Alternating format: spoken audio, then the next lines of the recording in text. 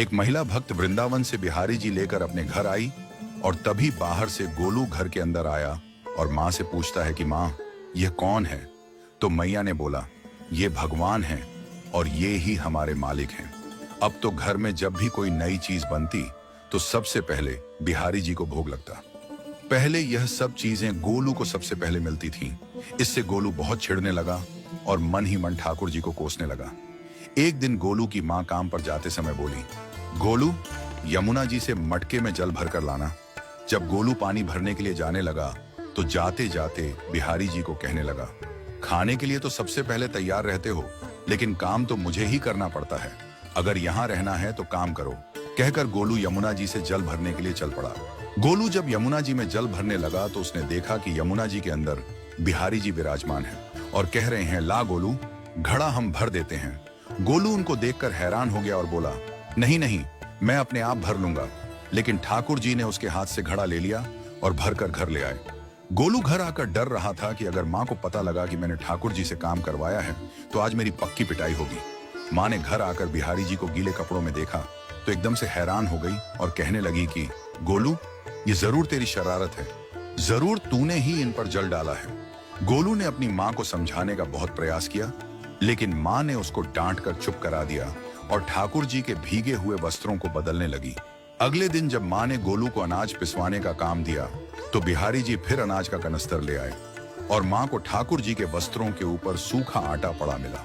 तो माँ ने फिर गोलू को डांटा कि तुझे पता नहीं कि ये हमारे भगवान हैं और तू भगवान के साथ शरारत करता है। आज तूने फिर इनके ऊपर आटा फेंका है।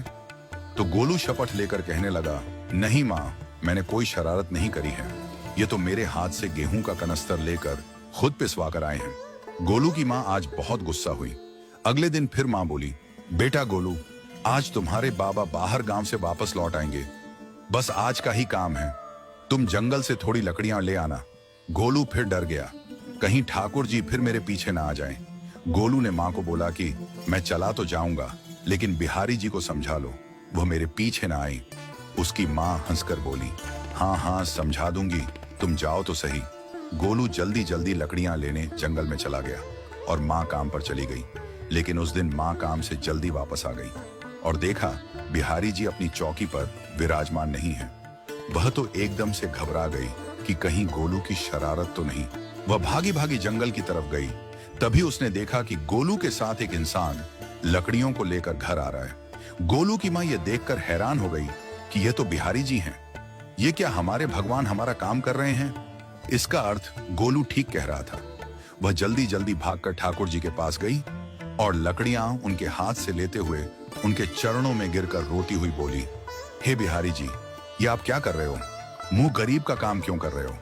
ठाकुर जी मुस्कुराते हुए बोले, हमें तो तेरे बेटे पर बहुत प्यार आता है। सब लोग हमें भगवान समझते हैं, लेकिन एक तेरा बेटा ही था जो हमको अपना मानता था। अपना मानकर वो हमें डांट भी देता था, हमारे साथ गुस्सा भी करता था, और जो हमें एक बार अपना मान लेता है तो हम उसके मान के लिए उसके ही हो जाते हैं।